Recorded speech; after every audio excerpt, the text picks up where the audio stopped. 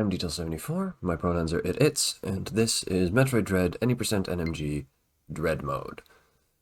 This video is intended as a submission to the Benelux Speedrunner Gathering Annual 2024, and will consist of one run, which you can see starting right before you, and some more or less improvised commentary by me. Normally, I would record little segments of commentary at a time and edit it all together.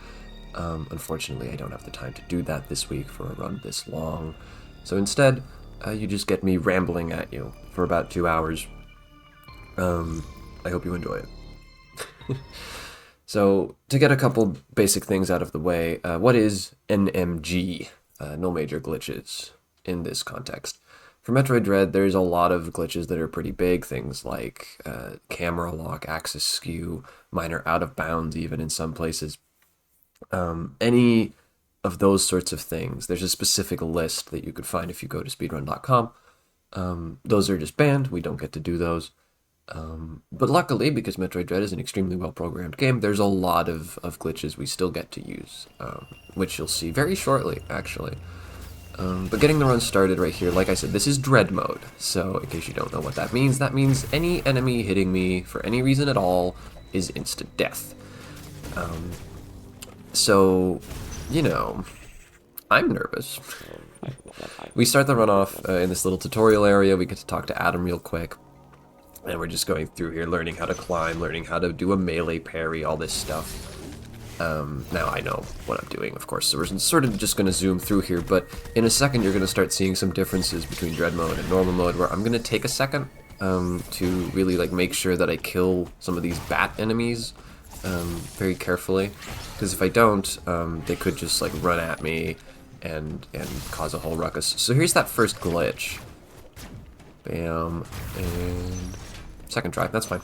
That's a pseudo wave. We're going to do another one right here, and this one's going to take significantly longer. This one's also way harder. A pseudo wave is an approximation of the wave beam, as the name suggests. The wave beam is an item that allows you to shoot directly through walls, and the pseudo wave lets you do just that. It's a glitch where we clip the arm cannon specifically out of bounds, but not the rest of Samus's body. Because if Samus's main body goes out of bounds, you die in this game. But if just the arm cannon goes out of bounds, it's fine. So that's what we do. We try to clip the arm cannon into a wall so we can shoot blocks right through it. It's great. Very useful. We're going to do it several times.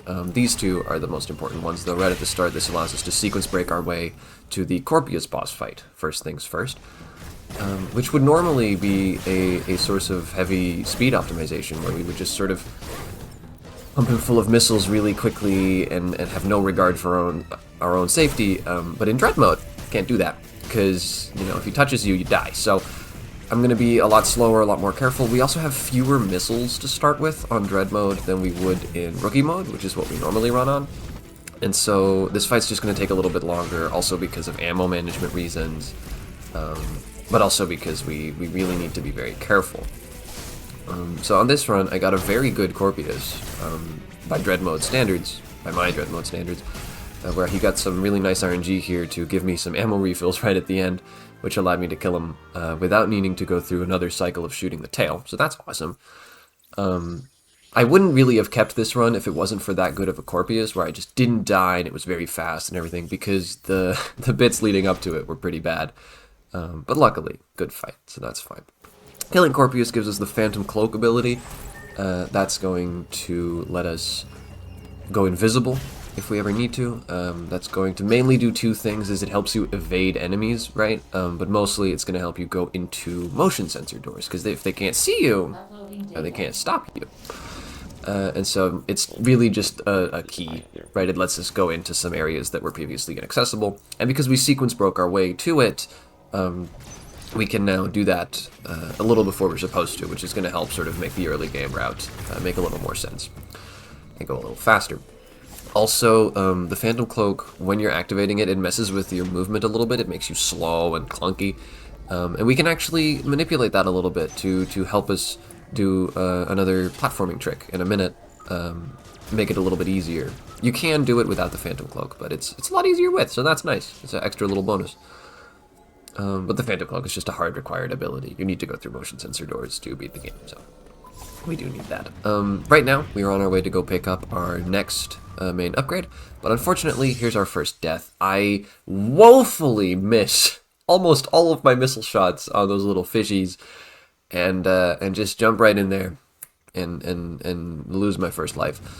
Now, luckily, there was a checkpoint right at the start of this room, so it's not that big of a deal, and I'm just going to take my time, make sure that I get everything dead before I get through there. Normally, in rookie mode 90%, that wouldn't matter so much, but, you know, it's dread mode. Right here, this is that trick I was talking about, where the Phantom Cloak makes it easier. This is called Artaria Water Skip, because it skips a section of Artaria that's full of water. Speedrunners, like physicists, are terrible at naming things.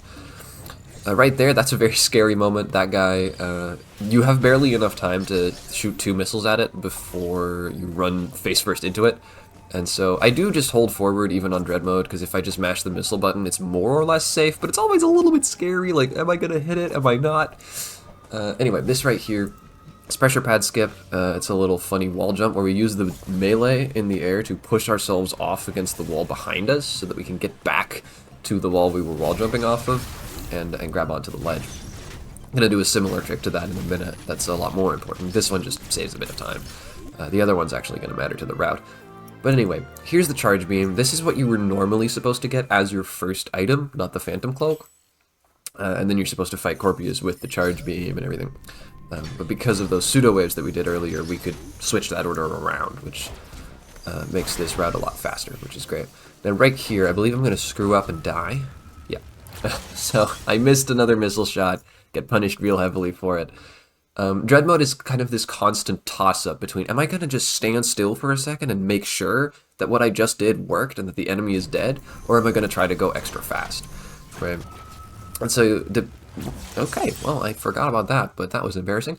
No, you don't usually have to go through there after respawning, so I'm not used to it, but after first grabbing the charge beam, those enemies are still gone if you killed them earlier. But if you respawn back here at the checkpoint, then the enemies respawn. And I was not ready for that. So right there was a good example of me taking my time, saying like, okay, I don't think I actually hit that guy properly. Let me just make sure. And so you're going to notice that a lot of the time when I do die, it's going to be because I was full of hubris. And I said, no, I killed it. It's fine. And it was not, in fact, fine. Okay. See, that was terrifying, and now I'm struggling to grab onto the ledge. This room is not going great, but in any event, you're going to notice that, where like usually you die because of hubris. Sometimes it's a little bullshit, but we'll get to that later. Dread mode is pretty difficult, obviously, because, you know, instant death is a hell of a drug, right? But in terms of actual strats that we do, it's actually arguably easier than normal mode, right? Because you want to play it a little safer, a little slower, a little more careful. And that's usually easier than trying to, like, turbo, damage boost through everything, shoot all the enemies perfectly so you can run past them, you know, whatever. So actually, the fact that we get to sort of take our time a little bit more in Dread mode without feeling too bad about it, because dying would be even slower, it's actually kind of nice. So in a sense, it's easier, but obviously overall, it's just like, yeah, everything kills you. That's tough. Certainly in boss fights, it's rough, but we'll see that later. Corpius went very smoothly, and we're not going to have another problematic boss fight for a while, but when we do, I'll tell you. So in any event, we've just now been going about this whole place after getting the charge beam. Right now we can open charge beam doors, and so we've been going about to a bunch of different places to press a bunch of buttons to open up all these thermal doors, like this one on the left. And so now we're backtracking a little bit through areas that were previously not entirely opened up, and this is going to get us to the first Emmy that we're going to kill. But first we have to do this trick I mentioned earlier. This is similar to pressure pad skip that I was talking about before. There we go. Where we use the melee in the air to push ourselves off against the slope behind us, get back to the wall in front of us, so that we can grab onto the ledge and get up there. That one is more or less required in this route the way that it is. breaking the sequence in the early game, like the way that we've done, necessitates either that trick or a difficult pseudo wave to blow up the block that was to the left and below us. And I find Mago Skip to be significantly easier, and it's also theoretically faster, if I remember correctly. Maybe don't quote me on that. But I find it a lot easier anyway, so I like to do that. Now that was a central unit. There are these little mini-bosses that you have to kill before you get the Omega Cannon, which you can use to actually destroy the enemies. So we're going to be fighting a number more of those throughout the run. This was the first one, it's quite easy. And right there you saw me do a pretty risky strat where you just sort of stand all the way on the right edge of that platform, wait for the enemy to come to you, keep shooting it, keep aiming really carefully actually, because the hitbox for the faceplate is a little smaller than you might think. And then if you got up there quick enough, if your aim was dead on enough, you can actually break the faceplate right when it gets to you, and then just slide under it, charge a blast, shoot it in the face. And the reason we like to do that is so that the enemy will spawn, like this whole cutscene will play out on the left side of this door, instead of on the right side. Which is going to cut down a little bit on the time that it takes for us to go to where we want to be next, which is on the left. So killing Maria, as I like to call her, the white Emmy, will give us the Spider Magnet ability. This is a simple one. It just allows us to grab onto these blue walls that we've been seeing everywhere. So you can just sort of climb up these. You can do one-sided wall jumps up Spider Magnet walls in a way that you can't do on normal walls. Notably, you can also still do regular wall jumps off of them. It's very cool. And there's tiny optimizations in certain places, like right here, where it's actually slightly faster to just do a regular wall jump rather than a Spider Magnet wall jump. Because, yeah, it's cool. There's a lot of little things like that in this run. And those are a lot less important in Dread Mode, right? Because in Dread Mode, sort of the main chunk of your time save is always, just don't die, forehead. But those little things obviously still add up, so I'm going to be paying attention to all that stuff. Right here in normal mode or rookie mode, we do a cool damage boost off those little flying bugs to get up on the right side without having to wait for that whole little conveyor belt to get over there. In Dread mode, you can't do that. If you damage boost, you die. So instead, we just do the casual thing. We go slow, we kill all the guys, and we wait. It's a bit of a shame, but then in the room immediately after, this room with the elevator in it, I just had to sit still and wait for the fire, right? Because the fire also instant kills you. Normally, again, in any percent, we would just damage tank right through that shit, but we don't get to do that in Dread mode any percent. So, you know, it's fun. There's a lot of that going on in this upcoming region, Cataris. There's a lot of fire and lava and slow-moving enemies where sometimes you just have to sort of stand there and wait. I believe, if I remember correctly, on this run I'm going to screw it up again. In just a second, I'm gonna just run face first into some fire and die. Let's see if I'm remembering correctly. No, okay, I actually waited long enough, that's cool. You'll note there that the hitbox for the fire actually disappears a little bit before the visuals do. If you get good at recognizing the timing, you can save, you know, a tiny chunk of time there as well. I don't tend to go for that. I'm not sure why I did on this run. It's a terrible idea, but whatever. Once again, we're just talking to our robot friend Adam, and at this point I should probably talk about sort of where the route is at this point. We're in Cataris, really only... Wow, great. That was... I just missed again. We're in Cataris, this region right now, really only to get to the next region, Dyron. Dyron has our next major upgrade, that's where we really want to go, but we need to go through Cataris to get there. Now, unfortunately, Cataris is a very perilous place, like I said. Lots of annoying, slow-moving enemies, or fast-moving enemies, actually, like this guy. And lots of fire, lots of tricky little movement, and it's easy to just get caught and die. I don't think I die again until we get to Dyron, question mark? Maybe I do. In any event, we're not really gonna do much in the way of, you know, getting items or anything while we're in Cataris. We are gonna pick up an E-tank, though. So that reminds me, you might think, you know, it's Dread mode, energy tanks are probably not important, right? Because if everything kills you in one hit, why would you need those? There's a small little stipulation about Dread mode, is that not quite everything kills you in one hit.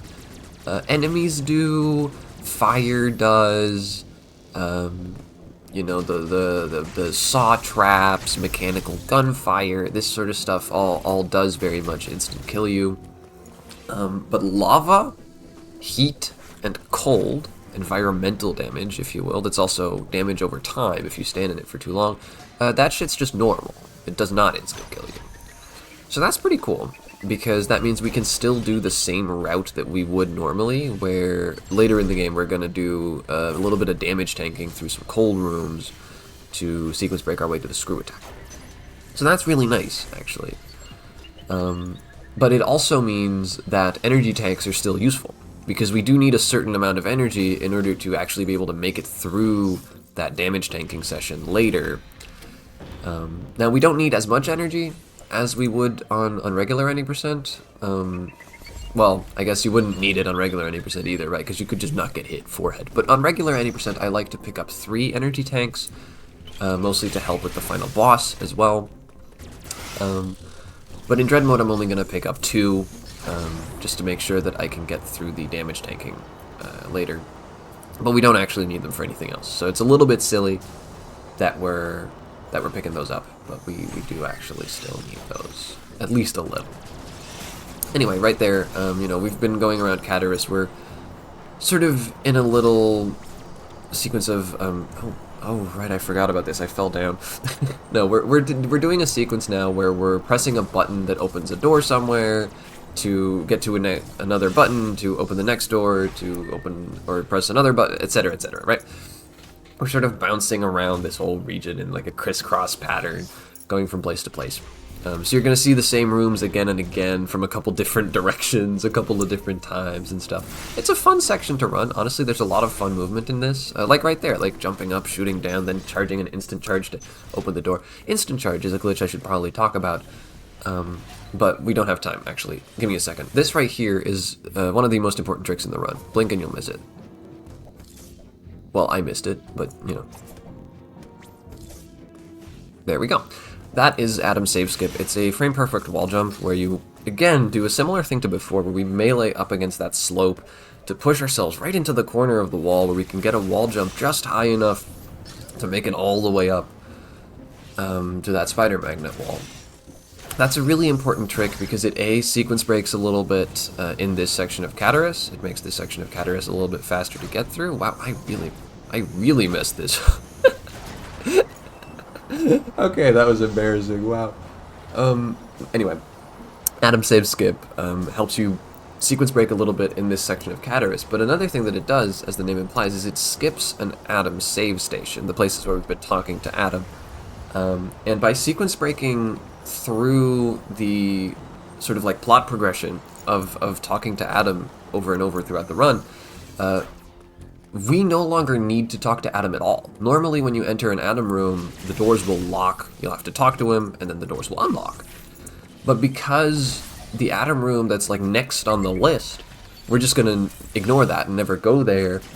The other ones that we're gonna run throughout the rest of the run are never going to lock when we enter them. So we can just run right through without talking to him. And that fact alone saves like 2 minutes, because Adam loves to talk. So that's great. Oh, this right here, this was bullshit. Did you see that? Did you see what he just did to me? He spat lava directly through a solid block. You see, I'm even taking a clip of it, because I'm so upset. His projectile clipped straight through the wall and shot me in the ankle, and I'm honestly kind of upset. Luckily, he doesn't do it again. I've never seen that happen before. It's fucking wild. Anyway, instant charge, like I was talking about. Instant charge is a small glitch where with the charge beam, if you either turn Samus around, right, left to right, or if you're doing a spin jump, at specific times in the spin jump, you can fire off a fully charged charge shot, even though it's not all the way done charging it. The timer is about a half second, but you can fire it off sooner than that if you're manipulating the movement in the right way. So you're going to see me do that absolutely everywhere for a variety of reasons, just, well, to go fast, obviously, but, you know, in like a variety of contexts. you're going to see me, like, look the other way to where the door is, and then turn around and immediately fire a charge shot that you never saw get charged, and this sort of thing, right? I'm going to be doing a lot of that, so you can keep an eye on that. It's a funny little small time saver. It's going to make a bit of a difference here and there. But interestingly, in Dread mode, there's often a little bit of risk associated with that because, by coincidence, a lot of the places where we do instant charges are places where there's like an enemy chasing you or something. Like earlier, actually, with that little bug guy where I jumped up, shot the bug guy, dropped down, and then instant charged, right?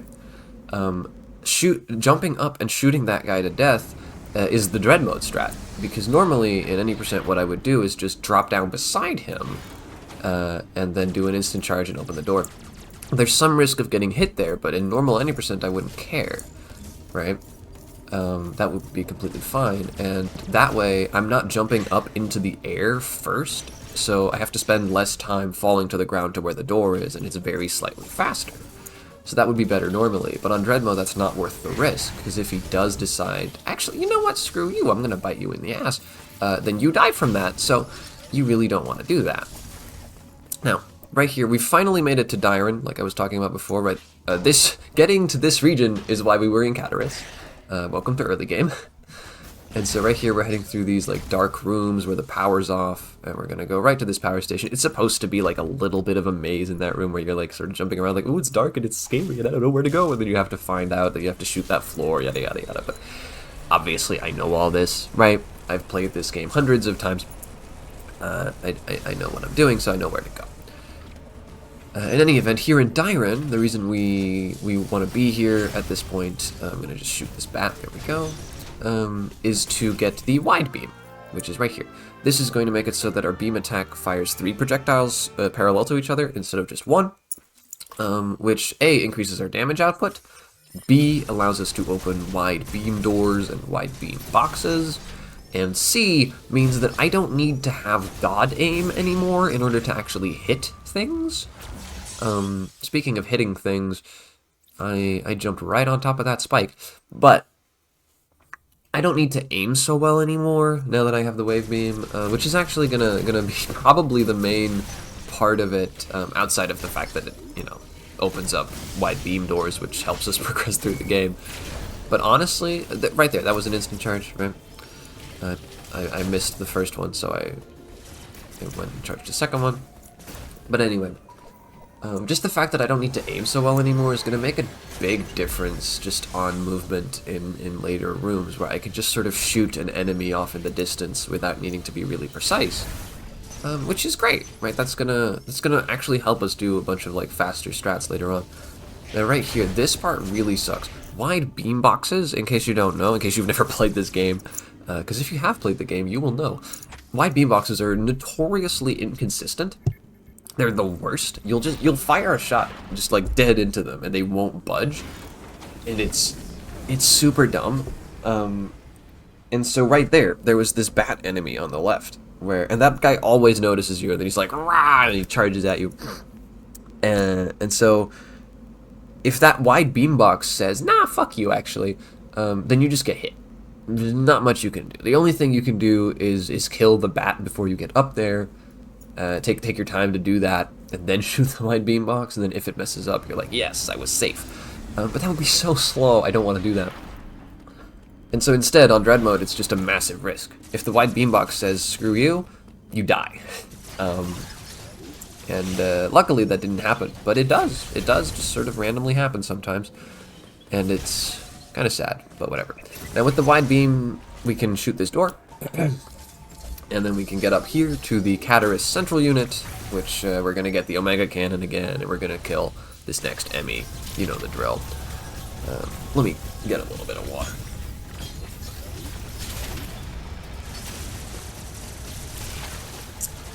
That's better. Now, this gives me an opportunity to talk about Turbo. If you've never seen a run of Dread before, you might not know, but Metroid Dread allows the use of a turbo controller, that is to say, a controller that can be programmed to provide a certain number of inputs per second on a given button. In the case of Dread, we're allowed to use turbo up to 12 Hz, that is to say, 12 inputs per second, on all of the buttons, whatever you want. Right? You can configure it however you like. Really, the only buttons we're ever going to use that on are gun and menu confirm. Gun to, you know, shoot things, and the menu confirm to mash through text, right? Now the reason that it's allowed, because obviously it's like a tool, right? It's a little broken. It's not part of your normal human skill set. But the reason we're allowed to do it is that Dread has almost no cap on the mashing speed for the gun, and also almost no cap on the text, but there's nuance there. But in any event, you can fire a shot every frame, or I guess arguably every other frame. Dread runs at 60 FPS, right? I can't fire 60 shots per second because, wow, that was embarrassing. In any event, let me carry on. I can't fire 60 shots per second because that if I'm inputting gun on every frame, that's going to be interpreted as a continuous input, and so it's going to charge up a charge shot instead, right? But so you can fire 30 times in a second, and obviously at a high level, you're running this game, you want to be able to mash as quickly as possible so that bosses die faster, you go through text faster, etc., right? And so it's a big health risk. If you're like really determined to be really fast at this game and you're trying your heart out and you're just going, you could throw out your wrist, you could throw out your fingers. You really don't want to do that. It's terrible for your health. And so the Dread community decided a long time ago at this point that to incentivize people to take care of themselves, we would allow a reasonable turbo, right? 12 inputs per second, not even half of the theoretical maximum. So if people really say, no, I know what I'm doing, I can do this safely, I'm gonna actually physically mash, and I can get to like 15, I can get to like 20, I can go really fast, then that's fine, you're allowed to do that, of course. But by doing this, first of all, it sort of levels the playing field a little bit for people who have maybe some kind of minor physical disability in their hands where they can't quite mash that fast, but they can do everything else. You know, it's nice for them, but also it's just safer for everybody to be able to say, no, actually, I don't think I want carpal tunnel syndrome. So you'll notice a couple times throughout the run that I'm suddenly mashing really, really fast, much faster than for most of it. That'll be because I've turned on turbo, right? And so you'll usually see this when I'm mashing for text, or when I'm in a boss fight, like the central unit boss fights, for example, is a notable place where we do this. But also most other boss fights. So you'll see this quite a few times. I might point it out a few times to sort of give you an idea. Anyway, back to the run. We've just gotten that wide beam, and then we killed the Cataris Emmy, right? That gave us the Morph Ball. And luckily, it's a very iconic item, so I didn't think I'd need to comment on it immediately. You know, it lets us turn into a ball. That's what Samus has always done. It lets you go through these small tunnels. It's a very useful ability. We're going to be using it everywhere for the rest of the run. And so using that, we made our way to a teleporter that took us back to Artaria, first region. Nice death, by the way. And so we're here now to go pick up the Varia suit item. But first we have to go through this crazy section where everything's falling apart and exploding, and there's fire and heat and death. And it's so scary. And normally I really wouldn't give a single shit because I know exactly where I'm going. I can just run through this place. I can damage tank through the fire. I don't care, right? But on Dread mode, I have to do slightly different movement to avoid the fire. I can't just run straight through it. And if I mess that movement up, I die, which is what happened just there. I needed to take it a little longer to just wait and slide under the fire, which is what I'm going to do right there. And there we go. Now we got through it. Now, we get the Varia suit here, which, in case you're not in the know, is another classic Metroid ability. This reduces the damage you take, which, luckily, does not matter. Luckily? I don't know. It doesn't matter. But also, it makes you immune to environmental heat damage. And so that's going to be very useful. Because rooms like this, where there's this orange glow about, these are just heat. If you didn't have the Varia suit, you'd be taking continuous damage right now. Like I said before, on Dread mode, that damage doesn't actually instant kill you. It's one of very few things that don't. But it would still really hurt, and we do not have enough health to make it through multiple of those rooms in a row, which is what they're going to be throwing at us on our way to our next major objective, and so we really do need the Varia suit. Also, the Varia suit conveniently brings you to the red teleportal, which is how you actually can get to Kraid quickly. So this whole route just makes perfect sense, but also it's required. It's just required. So, you know, that's good.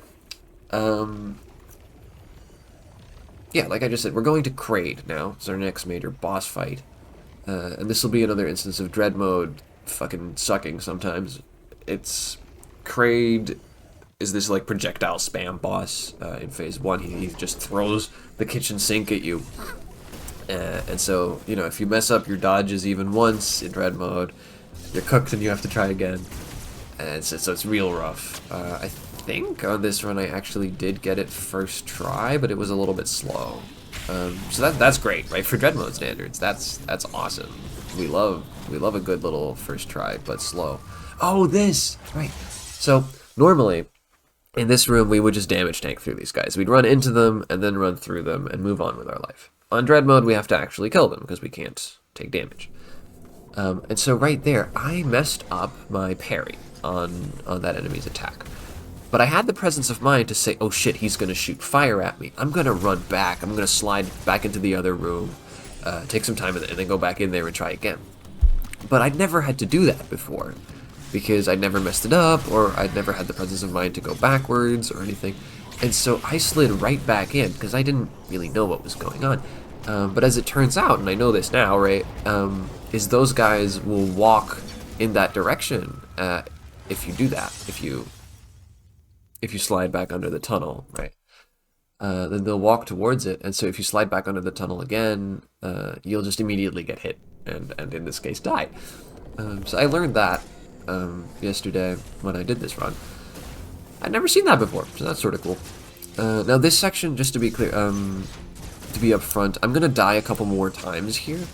This last one at the bottom is gonna really give me a lot of trouble, because there's a cool strat you do where you jump up, you morph, and then you go over it through the little gap between it and the ceiling. It's really fast. It's really great, but unfortunately, it's a little more difficult than it seems to do without taking damage, and so I'm gonna screw it up a lot, right? Pardon me, had to take a minor cut there because there was some noise going on outside the house. Anyway, what was I saying? Right, no, I'm gonna die a couple more times here because I mess up this strat of jumping over this last enemy. And eventually I decide, okay, fine, I'll just kill it. I really hate doing that, but it's worth it. You know, not dying is fast. So that's... Unfortunately, I end up having to do that. I think I die one more time here, if I remember correctly. Yeah. And then I think at this point I decide, fine, we'll kill it. In any event, let me think if there's anything more general that I can talk about real quick. Oh, sure. You'll have noticed at this point, after half an hour of watching, that when I'm going down a ledge, I'll slide off of it. That's because if you do that, you get a little bit of downward speed a little bit sooner, and so you get to go down a little faster. So if you're trying to drop off somewhere towards something below you, that's the fastest way to do it. Similarly, if you're trying to climb up a ledge, it's faster to grab onto the ledge and then quickly press jump to mantle up over it, instead of doing this whole slow climbing animation. So you're going to see me do that as well. Similarly, if you're starting to fall in midair, then the fastest way to get your falling speed up to maximum is to start a respin. That is, to press jump again and begin spinning through the air. That's the fastest way to get down. So what you'll see me do a lot is slide off of a ledge and then respin to get my falling momentum up to speed as quick as I can. Now here's Kraid. Like I said, this first phase he's just going to shoot a bunch of projectiles at us, and it's really, really annoying. But I make pretty good work of it, and I get a really, really fast first phase. Unfortunately, the second phase is going to be very rude to us. So first off, he does a bunch of attacks that don't give us any ammo refills. So I've got like no missiles right now, which really sucks. And then that's just gonna like cascade consequently into like not really being able to damage him very efficiently, having to take time off to shoot his nails that he's firing with regular gunfire, and it's also just gonna slow down our damage output enough here to where he's not dead yet, and I'm out of missiles, and the charge beam doesn't work on this guy, so you just sort of have to wait, and it's annoying. Yeah. So you know, I wait for more nails, and I try to shoot him some more, but then he dodges it, and fucking, it's a whole mess. But eventually, he does die, and there we go. It was first try, which for Dread mode is great, but it was a pretty slow fight, right? And that's okay. Now, defeating Kraid gives us the Diffusion Beam, which is a permanent upgrade to the Charge Beam. This is going to make it so that our Charge Beam shots, as soon as they hit something, they're going to explode. And that explosion can just pierce straight through walls. So we're gonna shoot at this block right here, and kaboom, it's blown up, even though there was a whole section of wall around it, right? And we're gonna do the same thing again. And you'll see me do instant charges here to try to get it done a little faster. So that's going to be a useful ability. We need it to blow up these sorts of blocks that are embedded in walls to progress through the game. It also just increases the damage that our charge beam does. So it's overall a very helpful ability that we're really happy to have. We're going to make good use of this. We're even going to use it for a sequence break in another maybe 15 minutes. No, not 15. More like 30 minutes probably. I don't remember exactly how this run went. It's on Dread mode because it's relatively inconsistent with the whole, you know, dying a lot. It's really anywhere between like 45 and 60 minutes on the clock. That'll happen. I think on this run it's probably about 20 minutes from now. Not too sure. In any event, I'll mention it when we get there. For right now, we're back to Dyron using the purple teleportal, and we're gonna go ahead and immediately leave because we're gonna do this sequence break known as early grapple. Right here, we just do this little slide and then use the coyote time to get a jump. And the first time we jump backwards so that we can wall jump, and the second time we just go straight forwards to get over this little lake of lava to the elevator between Dyron and Artaria. And so this elevator is going to take us right down to where the grappling beam is, which is our next major upgrade. It's not strictly speaking a sequence break, because this is actually just the next item that you're supposed to get. You're just not supposed to get it this quickly. You're supposed to go through this whole other section of Dyron and do a bunch of stuff, but we're going to skip that. But this is actually the next item we're supposed to get, so. No sequence breaking here. No, never. No, anyway, we're just briefly popping down here to grab the grappling beam. That's the only reason we're going to Artaria. We're going to grab it. We're immediately going to go back up to this elevator and leave. And go back to Dyron, because that's where we actually want to be for other reasons, as soon as we have that item. Now, the grappling beam, as the name implies, is a beam that grapples. It allows you to grab onto things. So that lets you open grapple beam doors and move grapple beam blocks, and it also lets you grapple onto grapple points, which we're going to do exactly once in this run, and it's in the next room. It would be more useful casually, but we just don't really care. That's the only grapple point that we're going to use this entire time. In fact, it's really the only one we're going to see. We will be using the grappling beam a good amount, though, because it also lets you grab onto spider magnet walls. So it's a little more useful than it seems, right? Between that and the fact that it does let you destroy grapple beam blocks, move grapple beam blocks that are bigger, or open grapple beam doors, we do just very much need this item. And it will see its fair share of use.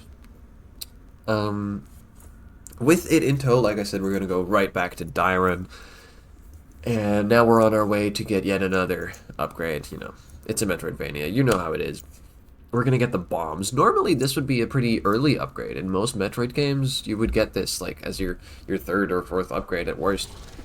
But in Dread, they really postponed it a lot. It's like the 7th upgrade or some shit. And it's not going to be the most useful. It's another one of those items that's more or less a glorified key. In any percent, we really don't need to bomb jump too much, and we're mostly going to use the bombs just to open bomb blocks and travel through bomb tunnels. Right there, that was our first instance of not needing to talk to Adam because of Adam's save skip that we did earlier. That one right there already saved like 15 seconds or whatever, and they're all going to keep doing that every time he shows up for the rest of the run. So you can see how that adds up quickly, right? Now right here, with the grappling beam and the morph ball, we can just sort of wee through all of these tunnels and into yet another section of Dyron where the power's off, and we're going to turn it back on again, same as before, at which point the whole place will be fully powered up, and we'll be able to travel basically wherever we want. Here I'm going to do something cool. I'm going to shoot this block before the cutscene of the power converter starts, and so now I don't need to blow it up afterwards, and it's a little bit faster. It's cool. Anyway, the bombs are pretty useless as a weapon. They do a good amount of damage, but they're really tiny, and you can only lay like 4 of them at a time. They're just garbage, right? You don't use them. But bomb jumping is actually pretty useful. If you get hit by a bomb yourself, it just launches you up a bit, doesn't do any damage. And there's a glitch we can do called underwater bomb jumping, which is exactly what it sounds like, where you can bomb jump underwater in a way even though you're not supposed to. And we are going to use that for a number of quick room strats, as well as one small sequence break in the Gavaran region later on. So bombs are very useful, and we do very much need them, but they're not the most exciting item in the run. However, now that we have the bombs, we're going to make a beeline for the west exit of Dyron, which leads to Barinia, and that's where we'll get something a little bit bigger, a little bit flashier, if you will. But we'll get to that when we get to that.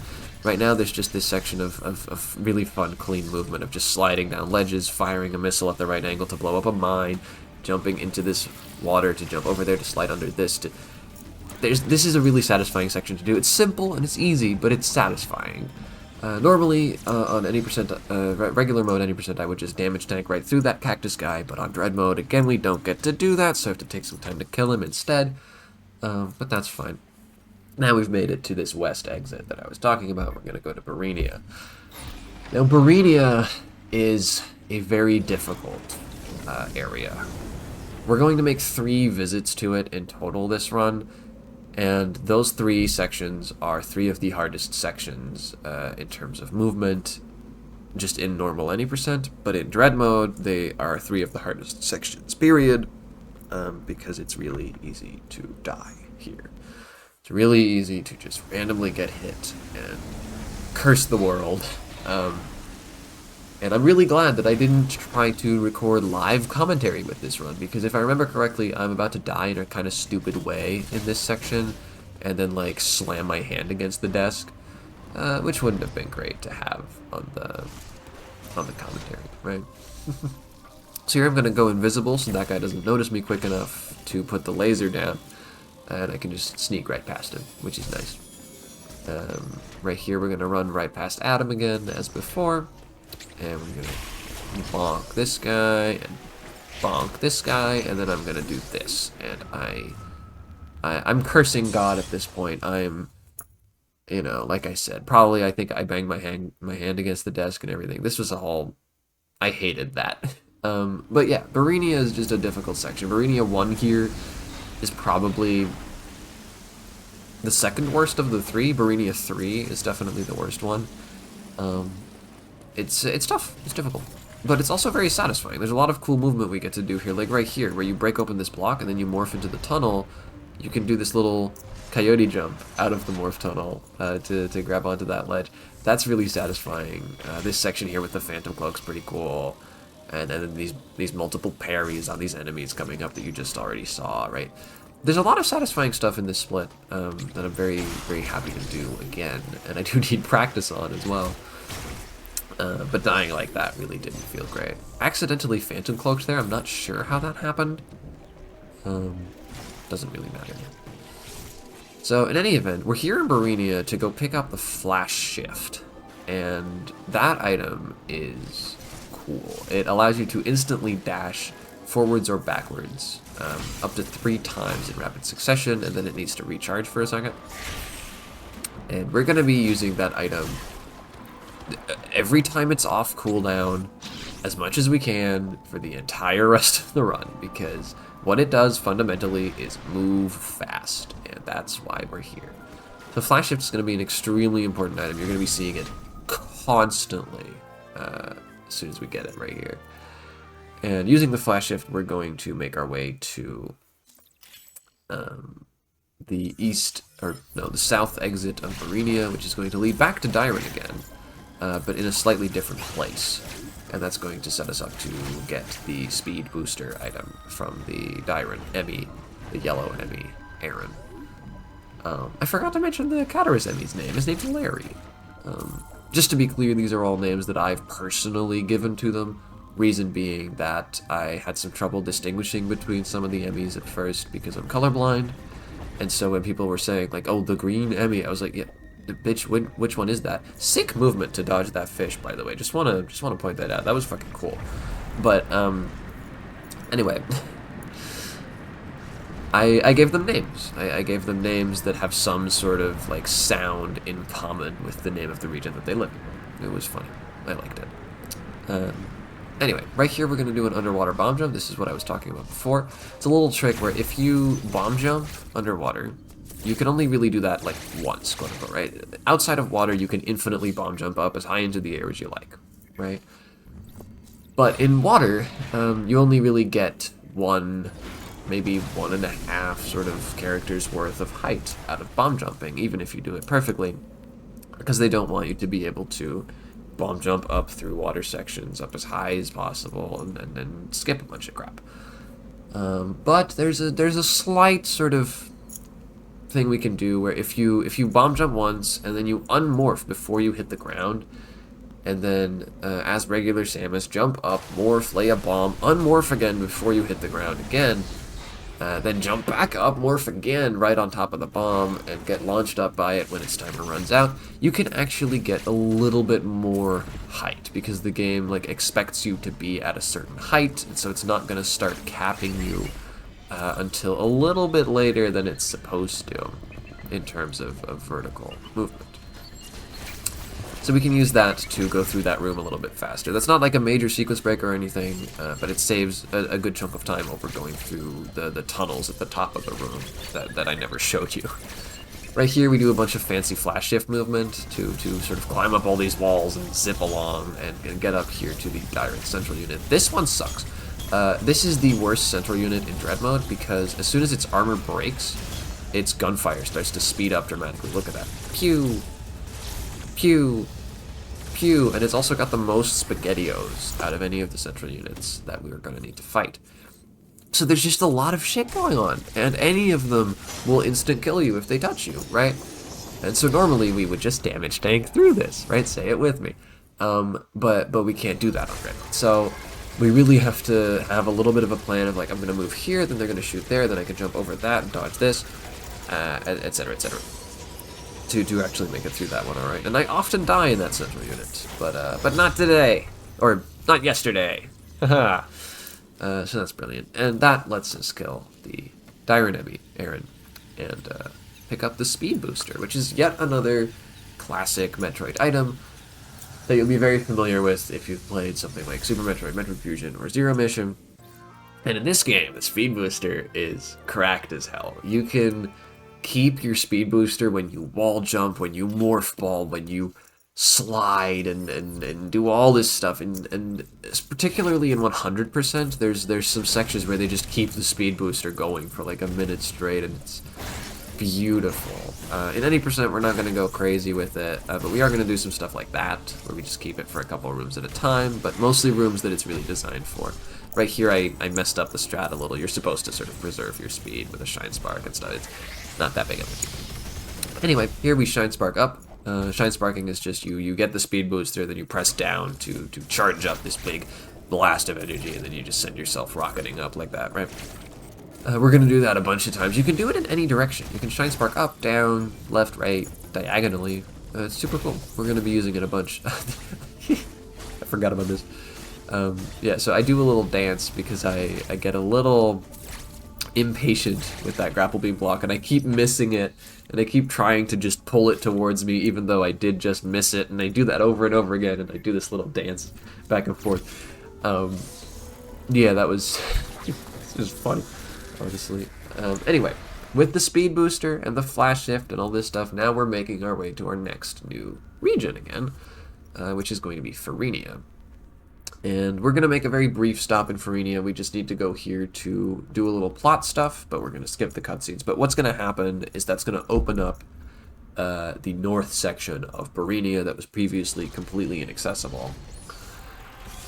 And then through there, we can further progress through the game. Right here, I'm going to try for another cool speed booster strat, where I try to get this Shine Spark and preserve it up to the top of the room long enough to make it into the next room and Shine Spark up. Unfortunately, I screwed that up. I didn't unmorph, and so I couldn't flash shift over the pressure pad, and it all got screwed up. Very unfortunate little event there. Right here, we get another boss fight. This is the Robot Chozo Soldier. We're going to kill him with Shine Sparks, like I just described.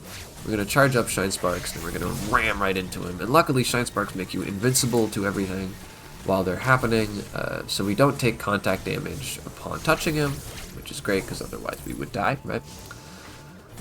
Unfortunately, though, I messed up the second one, so I'm going to have to go for another round here. And there we go, now he's dead. 2 Shine Sparks just does him in. Shine Sparks do a lot of damage. You're going to be seeing me trying to Shine Spark bosses a lot from here. Most bosses where it's at all possible to do one, we're going to try for it. I believe I messed it up quite a good amount, actually, on this run. But it's a good source of damage, at least to, like, open a fight with. So we're going to do that a lot. Another Shine Spark there gets us a Missile Plus tank, which is useful. Like I mentioned way earlier, on Rookie mode, which is what we normally run on, you start with 30 missiles. In all the other modes, you start with 15. And so I'm picking up maybe a little bit more extra ammo than I normally would in Rookie mode 90%. Because I really want to make sure that I have around 70 total missiles when we get to the final boss. So, you know, I'll be slowly picking up whatever missile packs are convenient as we go. And I accidentally picked up one additional one that I wasn't supposed to in this run as well. But that's fine, obviously. It's not that big of a deal. Now, we go right back down to Dyron, but we go there with a slightly different elevator. So we're in a slightly different part of Dyron than we were just now.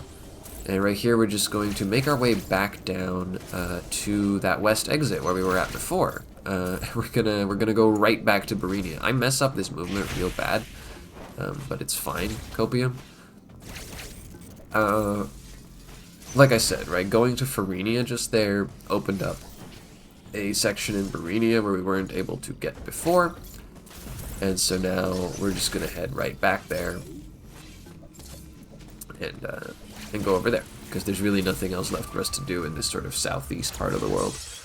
Unfortunately, I learned yesterday that that guy sometimes does this little retreating move, and so you have to wait a second to check if he did before you unmorph, because otherwise you'll just bump your head into him. And, well, we all know what that sort of thing does on Dread mode by now. So I have to do all this movement again. It doesn't go quite as smooth, I believe. No, I fall all the way down here, and then I do whatever this is. Yeah, we're gonna just ignore that. Anyway, back to Barenia. Right, land of the rain. It's really pretty there, actually. I love the aesthetic of when you roll into Barenia off the transport, and there's this rain and the roiling sea. It's really pretty. They did such a good job on this game, man. It's gorgeous. But my gushing aside, goal right now for this run is to make it to the Gavaran region, which is to the north of Barenia.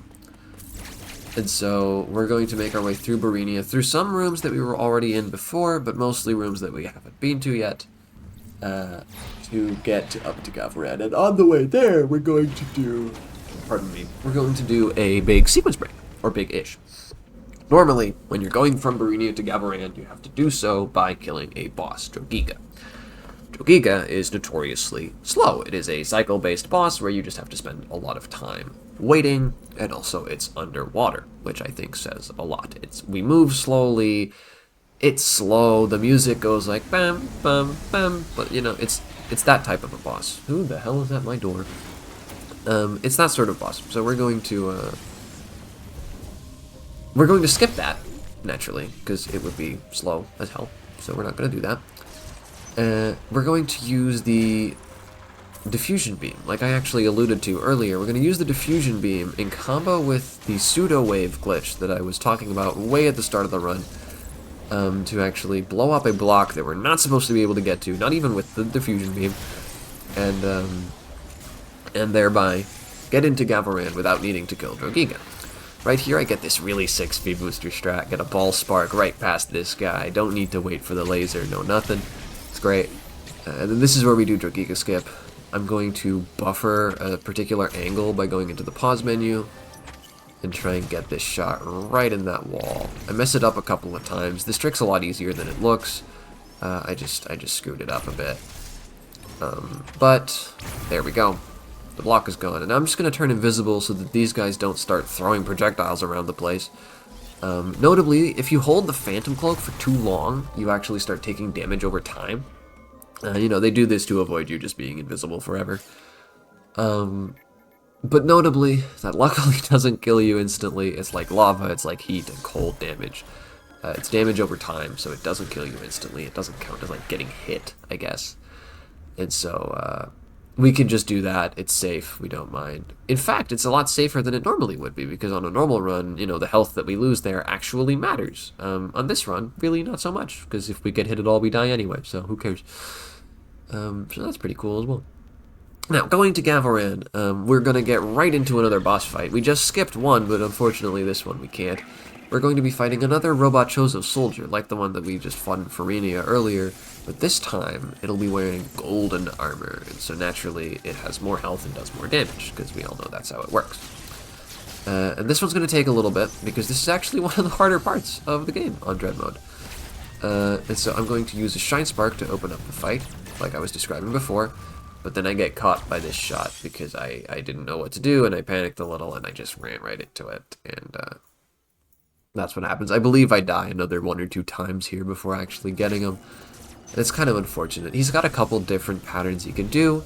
He has like slow gunfire, fast gunfire, a charge attack where he does this big blast, a charge attack where he doesn't do that and you can parry it. He's got a big charged shot, you know, this type of stuff. So this boss can be a little bit difficult to deal with because you really have to react to what he does, and sometimes you're just not fast enough. You screw it up. But, you know, I believe I should get him here. No, never mind. No, I'm just gonna cop that one to the face. Alright. That's brilliant.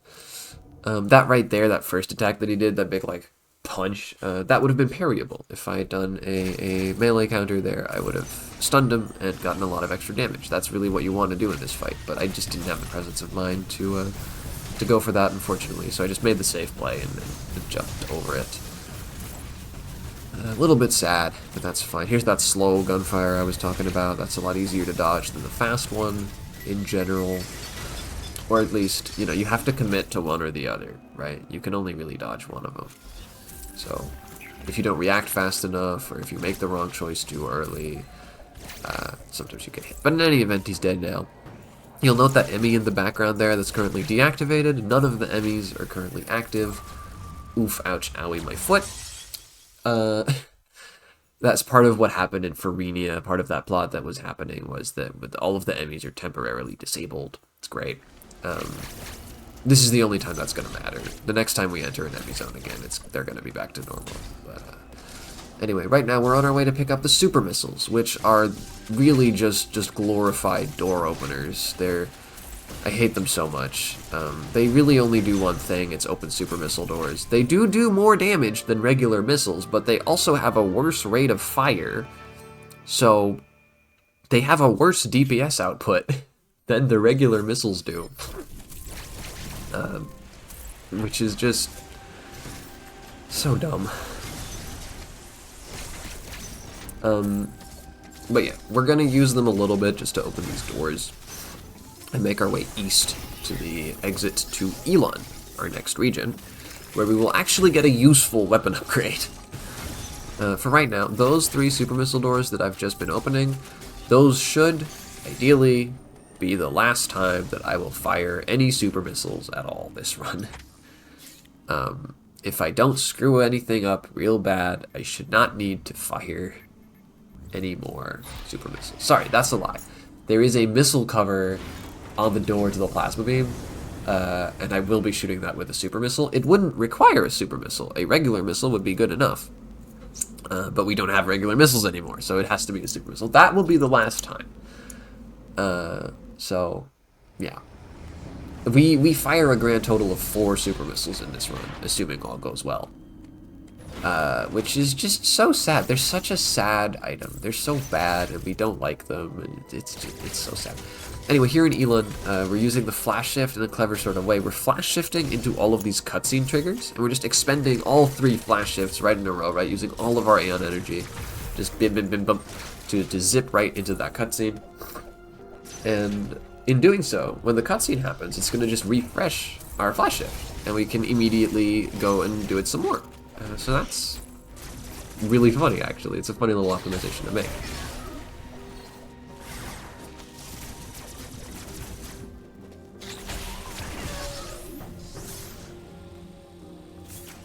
Pardon me, I muted for a second there to clear my nose.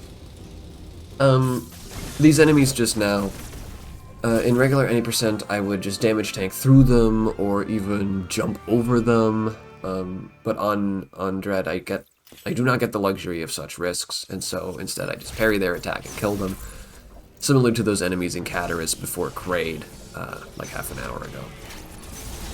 Now right here we got the Plasma Beam. This is an actually good weapons upgrade. This vastly increases the damage dealt by our beam. Speaking of dealing damage, yippee. But it vastly increases the damage our beam does, and it also lets it pierce through enemies. So now we can hit multiple enemies in one go, which is really great. Damage output is really, really high now. Plasma Beam is a big turning point in terms of how easy it is to kill things in this game, which is great because enemies are going to get a lot tougher from here, certainly bosses. Right here for this boss, you'll note that I'm turning on turbo again, right? This is way faster and more consistent mashing than I would normally do.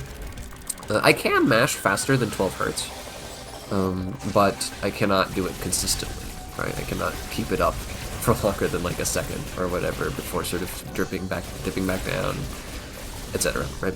So the turbo's really coming in handy here, helps us kill this boss way, way faster and way, way safer for the hands. Just parry him twice at the end in that cutscene, and boom, that's that fight over. Now, here, there's another E-Tank that I might normally grab. I'm just going to skip that. All of these cutscenes that we've been skipping, by the way, all of this plot that's been happening here in Elon, all it is that the X-Parasites have been unleashed, and they are infecting every corner of the planet. And so from here on out, every enemy we're going to fight is actually an X-Parasite, duplicating that sort of type of creature. And so what that actually means gameplay-wise, because there are implications, is that enemies drop a lot more stuff now, as a rule. The X-Parasite that you can consume after killing an enemy, if you don't consume it, it'll eventually turn back into an enemy, right? So there's this, like, regeneration. But if you do consume it, it'll give you health or missiles in a little greater number than before when you killed enemies. So that's pretty cool. It's a nice little thing. The difference is not super big, especially not at this point when we've got a good amount of missiles and health and everything already. Anyway, certainly on Dread mode, obviously we don't care about the health. But even normally, it wouldn't be that big of a deal. Right there, I mess up horribly, and instead of jumping over that guy, I just jump right on top of him. Not my finest moment. Again, in any percent, I would damage boost there. I would run into that little guy that I took the time to kill, and then use the iframes that I get from that to run right through the bigger guy. Which is a really cool strat, and I love it. But, unfortunately, don't get to do that in general. Now that we've gotten the Plasma Beam, right, we can open Plasma Beam doors, and so we're going to be doing that to make our way through Gavaran. And also this Emmy here is now active, so we do actually have to dodge it. But this Emmy is incredibly easy to dodge. It is almost never going to get in your way. It's incredibly nice, and we love her. Now, doing all that stuff with the Plasma Beam doors, going through that Emmy zone, gets us down here. We're going to do another underwater bomb jump to make our way up here, instead of having to go up to that door in the top right. and we go over these mushrooms up into this part. That's a small sequence break, just for this section of Gathering. That allows us to skip the, what's it called? Gosh. The double jump. I don't remember the name of it. I haven't seen it in years. It's a useless ability. That allows us to skip the double jump. We're not going to get that. And that gets us to the central unit for this region, which, the usual, we do the little mini-boss. In this case, we use a Shine Spark to break the armor right away, very helpful, and then we just make our way right up here. This is why you saw me open that door from the other side on our way down to the central unit. I took the time to open that door because now it's no longer locked, and so Moran here, the Emmy, sees it as an option when she's calculating how to get to us. And that puts us in a really advantageous position with her just like on the ceiling like this. It's incredibly easy to shoot her. So we love that. I delayed killing her just a little bit there. You'll notice doing that means that she's a little bit further to the right. So she'll fall to the right of this like pedestal on the floor, which is great because we want to be going to the right here. I didn't wait long enough. So I said she just fell on the pedestal, apparently. But, you know, that's where we want to be, because we want to go to the right anyway. It's similar to what we did with Maria right at the start, the first Emmy. And that gives us the ice missiles, which is why we're never going to use the super missiles again, because we don't have them anymore. This is another permanent upgrade to the missiles. This again increases their damage. It also makes them able to freeze things. And it sets their fire rate back to what it used to be originally, as opposed to the slower, heavier fire rate of the super missiles. So this is a phenomenal upgrade. This is really good. This increases the damage that the missiles do by a lot, and they're actually going to be our main source of damage in the final boss fight, and in a number of other boss fights if I mess up the faster strats. These are going to be a pretty good backup. So you're going to see a lot of this. The exceptions to this are the Chozo soldiers, like the one that we fought in Elon earlier, and the robot Chozo soldiers, which, yes, we do have more of to fight, because those are actually vulnerable to regular beam damage, and because the beam's rate of fire is so much higher than that of missiles,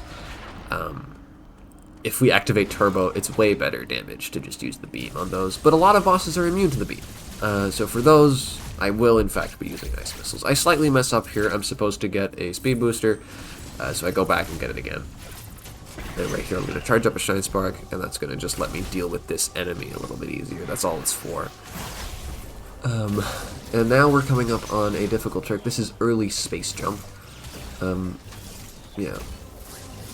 It's where you do this sequence of bombs and wall jumps to get the bombs up into this little tunnel, right? And then we time it right so that the bottom block respawns right when we're in the tunnel so we can land on it. Sick fucking trick. Love that thing. There's another way to get the space jump early. You'll see that explosive block in the wall on the left right now. You could do a pseudo wave setup to shoot that block from on top of it, which is where we came through earlier with the speed booster. That would be faster. That's a faster way to do this than the bomb block strat that I just showed you. But I never got good at it. I didn't like it. It was very frustrating, and so I spent my time practicing this strat that I just did. Embarrassing death, by the way. And I got very good at this strat, so I'm quite happy with it, and so this is what I do. Anyway, this right here is one of my least favorite parts of Dread Mode. For some reason, I'm just pretty bad at shooting this missile, and for some reason I have a habit of just shooting a beam shot at that guy instead. But it really needs to be a missile because we need to freeze him so we can stand on him. I messed it up like 2 more times, and I just could not for the life of me understand why. And so you'll note that when I respawn every time, I'm like practicing it. I'm like jumping forwards and trying to fire a missile downwards, and it's going fine, and I really don't know why I couldn't do it against the enemy. But, I don't know. It gave me trouble. So slightly embarrassing section here, but that's just how Dread Mode is, right? There's just little things sometimes, and if you're just like a little bit off on something, okay, I did get it there, then you'll die for that. You'll lose 20 seconds. It's rough. Right here, these swarms of insects can be a real pain. It's easy to die there as well. Luckily, I didn't. And then we just sort of drop down, and you'll note this right here. We're going to break through this wall. This is that same elevator that we came down the first time that we were in Farenia. This is going to lead sort of to the, like, middle west end of Dyron. So last time we went down this elevator, we went to the west end, and we went to Barenia to go get the flash shift. No. We went to Barenia to go up to Gavarant. But now, we're actually going to go east. We're going to take our speed booster, and we're going to zoom on through Dyron, and we're going to go east to a teleporter that's going to take us back to Artaria, because we got the space jump by doing the trick early space jump that I was just ranting about. I sort of glossed over the item. The space jump, in case you're not aware, allows us to jump in midair any number of times that we like. It's like a double jump, but forever. It's great. It's awesome. And it's part of the reason why we don't need the double jump. It's because we can just get this. So right here I'm going to do a Shine Spark, and I'm going to... And this is the missile pack that I wasn't supposed to grab. It's kind of unfortunate. This is going to mean that by the end of the run I will have 71 missiles instead of 69. Which... Rats. So sad. But alas. In any event... yeah, now that we have the space jump, we're gonna go make our way to Artaria, like I said, and with the space jump, we can do yet another sequence break, known as early screw attack, which is what it says on the tin, and lets us get the screw attack out of order. And that's really the only reason early space jump is even any good to do. Just doing early space jump for the space jump isn't super fast, but the fact that it enables early screw attack, and then screw attack does the shit that it does, that's what really makes it worth it. So we're going to head on over there. We're going to use our wide beam to open this door. Then we're going to use our speed booster to go through some stuff, etc., etc. We're really using all of our abilities in tandem here, and especially the flash shift is just getting, like, constant use, right? Every couple of seconds, like I said. Speed booster here. Shine Spark downwards. Very rare occurrence. You're not going to see that again in this run. And even in longer runs like 100%. It's not very common at all. It's cool, though. Right here, I believe I'm going to die like an idiot. This is what I was talking about earlier, where we have to damage boost through a couple cold rooms. Yep, die like an idiot. That's what I thought. So these guys leave behind this little, like, toxic mist. And you might think, oh, that's environmental damage, right? Because it does actually cause damage over time, normally, if you stand in it. Same way that heat, cold, and lava do. But unfortunately, since it was created by an enemy, I guess it counts as getting hit, and so it does instant kill you in dread mode. But with the diffusion beam, we can shoot them while they're still tunneling, and so we can sort of get them out of the way of it and make it through there pretty okay. We're gonna damage tank through yet some more cold rooms, open up this grapple beam door, and there we go. We made it to the screw attack room. Now we have to do the actual trick, early screw attack, which is going to involve first an underwater bomb jump to get up onto this ledge, which I messed up, and then a funny little manipulation of the geometry here where we're going to rub up against this wall, and we're going to use that to weirdly push Samus up in a way that, you know, to get a little more height than we're supposed to be able to get. And so by doing that, we can make it up here. We can do yet another underwater bomb jump, which I believe I also mess up. Yep. Awesome. And then that gets us the screw attack. And we came in here through the back door. This is not how you're supposed to go there normally. But yeah, now we have it. And we're going to actually want to exit this room again. Because I can talk. What I was going to say. We're going to want to do early screw again in order to exit the room. There, that's what I meant to say. So we're going to go back down here and do the same trick with the wall again and jump up there. And now we can get back up here because this is where we actually want to leave this area. And so I have to shoot that block to get this thing to drop down so that we can pass through this room. And now if you'll remember, this little like zigzaggy wall right here, this is what we jumped over all the way at the start of the run when we did Artaria water skip. This brings us back to the red teleportal. And yeah, Now we can actually make it through here.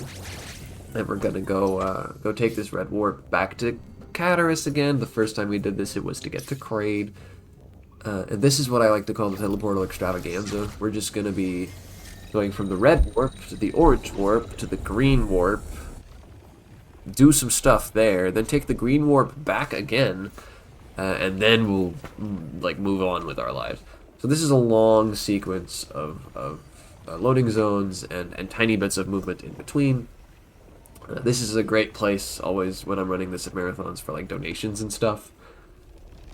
But it's mostly just a good time to take a drink and relax. You know, nothing could possibly go wrong in this section ever. Certainly not in Dread Mode. I'm being funny. I don't believe I actually die here. No, I do go out of my way to kill that guy. Sometimes when you try to go into this tunnel, that guy will rush at you and stab you. And on Dread Mode, it's the worst. So I go out of my way to kill him with the screw attack there. Just to explain the screw attack real quick, before I give my voice a rest, it just makes you invincible, more or less, to most things while you're doing it, and it makes your body a hitbox that does a shit ton of damage. Most things instantly die to the screw attack, not some bosses, and not some really large, tough enemies. And some things do just hit you straight through it as well, but a lot of things don't. So it's overall useful. Also, it breaks screw attack blocks, right? So we needed it for progression. This missile pack right here is completely unavoidable, which is why it's so sad that I accidentally picked up that one I wasn't supposed to. Because now we're at 51, right? And we're going to pick up 20 more. So if we were still at 49, we would have gotten to 69, which would have been nice, but whatever.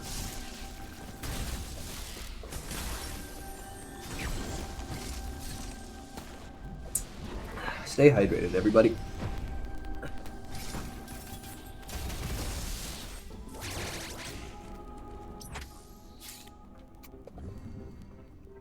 So, like I said, we took the red warp to get to Cataris, then the orange warp to Gavaran, and now the green warp to Barenia. This is just the fastest way to get to where we're going. Yeah, it looks a little silly, but it works. The reason we're going to Barenia again is because we need to pick up the gravity suit from there. Gravity suit further decreases the damage you take. That's not going to matter. Makes you invulnerable to cold. That is going to matter. And makes you move in water as though there weren't any. Which is really going to matter. That's why we need it. And so we have to do this cool speed boost section to get to where the gravity suit is. Unfortunately, I'm going to stuff it up. And, yeah, I'm still seething a little bit over that one. This speed booster is very difficult, but, like, I've done it probably literal hundreds of times. And this amount of trouble with it is just not supposed to happen. I know why it did. I was nervous. This run was pretty good, and I really wanted to do a good job, and I got too much in my head. But it still made me pretty upset to screw that up that badly. But in any event, we got here now. We pick up that missile upgrade. Very nice. And then we just sort of go down here. We shoot a bunch of blocks. I'm going to ignore these fishies. They are instant death as ever, but they're kind of slow, so I can just pick it up here pretty safely. We're going to shoot some more blocks. You know, there's a trend here in this section. And that's going to drop this, like, tank or whatever it is down from the top here. Then we're going to kill these fishies. That tank broke a bridge that we never went through normally. You'd be supposed to have seen that bridge already and passed through it or under it or whatever, I don't remember. But we skipped all that shit. And so the tank breaks open the bridge. That lets us get down here to where the gravity suit is. So, now we have the gravity suit. We can just be in water like normal. That also means the speed booster now functions in water, which is pretty cool. Because we're going to go ahead and use a Shine Spark right away to go rocketing up through this room. Whee! And pick up yet another missile upgrade. This is going to be the last one. 71 missiles is more than enough, but that's about the number I want to make sure that I'm safe on ammo for the final boss. This boss fight sucks. This is the double golden robot Chozo soldier. What a name. We already fought one of these back in Gavaran, if you'll recall. We fought a regular sort of iron-colored one back in Farenia. Now we're fighting 2 golden ones, and later on we'll be fighting 1 golden and 1 iron one. You're supposed to do that in the other order. The 1 gold, 1 iron is supposed to come before the 2 gold, which makes sense, right, if you think about it. This should be the harder fight. And it is. Actually, this is the harder fight. Right here I have some trouble with my turbo, so I don't actually get the charge beam out. It's a whole mess, don't worry about it. In any event, that's one of the hardest parts of Dread Mode right there. That boss fight that I just did in 1 try. That can get really out of hand. It's really easy to just get caught by 1 little shot. And it's really tough. It's really tough. I've gotten pretty good at it with the practice that I've put in, but it's just a difficult section. Excuse me. And like, I'm always scared to death of it. Went pretty okay this time though. It's good. I believe the other fight in a bit from now is also going to go pretty smoothly, so that's pretty cool. Just using turbo and shooting them with plasma beam gunfire helps a lot. Oh, this is embarrassing. So you can read where that guy is going based on where he spawns and how he's moving. When you're coming through that room on the bottom the first time, and you can sort of see him, right? Like right now, right? Pay attention. You can see him at the top. If you look at him closely, you can figure out where he's going to be by the time you make it up to that room. And so you can prepare and know, okay, I'm going to just have to not do this speed boost the way that I would normally like to. And this time I just got scared. It would have been fine. Unfortunately, I don't do enough damage, and he stabs me and I die. It's not great. In any case, right, you can read this guy and figure out what you're supposed to do, but I messed that up the first time. And so I thought, oh, I'll just speed boost like normal, it'll be fine. But he actually got the really rare spawn where he gets in your way. And so, yeah, I did not, in fact, get to do that. This time it's fine, though. Now, this brings us to one of the harder boss fights to do fast. It's pretty easy not to die here, and I won't. It's difficult to do fast, though. This is Skullzuna. It's a big crab. What we want to do is speed boost through this big guy, and then get another speed booster for when the real boss spawns. Hit it with that from the back, charge another speed booster, jump over it again, and hit it with that one as well. But I mess it up. I don't get another Shine Spark charged, and so I have to just do this with missiles now. This is what I was talking about, right? The ice missiles are a pretty good backup for bosses. I'm also having to dodge this like weird projectile attack that it has. Unfortunately, this is quite slow because I messed up that second Shine Spark. Quite sad that, but still, I do get this Shine Spark on the core X here, this sort of last like mini phase of the boss. And with that, we get the cross bombs. Cross bombs suck. I hate them. They're like regular bombs, but worse in every way. I will not bother you with all of the reasons why cross bombs suck, but I am going to use the appeal to authority fallacy and say that I've probably played more of this game than you have, and you should take my word for it. No, I fucking hate these things. They're the worst. We're gonna use them like 3 times, and 2 of it was just now. But admittedly, they do come in handy during the final boss fight, because they do a good chunk of damage if you use them correctly. So that's kind of neat. But they're a really dysfunctional item. They come in too late, they're not useful enough, they're too janky, etc. I just hate them. Whatever. We can more or less ignore them from here on out. With that, we get to go to Hanubia, our last real new region. There's also a whole separate region for the final boss, but it's kind of dumb. But here in Hanubia, we're just going to make a brief visit this first time. Hanubia is a very small area, despite the way that it may look on the map. But we're just going to make a brief visit. We're going to just go through here with the speed booster, cross bomb this guy. I guess it is useful for that, admittedly, but it's not needed.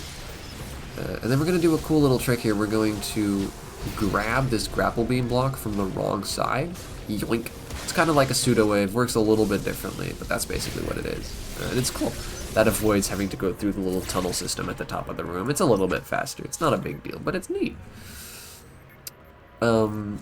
And that brings us to this elevator to Farenia. This is going to give us access to a different region of Farenia that we've never been to before, where we're going to find the Farenia Emmy, the purple Emmy fairy.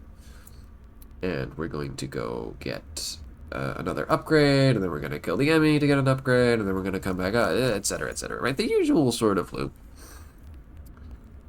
Here in Farenia, though, there's a lot of shit that could easily kill you, but I think I did a good job of it, so I'd like to have a look. I should be, like, going to screw attack this guy, and then speed booster, and screw attack through the floor, and then shoot a mine, and it's a bunch of cool stuff. So let's see here, jump through that, fall down, get through this door, slide under a mine, close enough, do a bunch of, like, flash shift management. I know where to and where not to flash shift. Just drop down here with the screw attack, get through here, slide down all of these ledges. It's a really cool section that I love to do.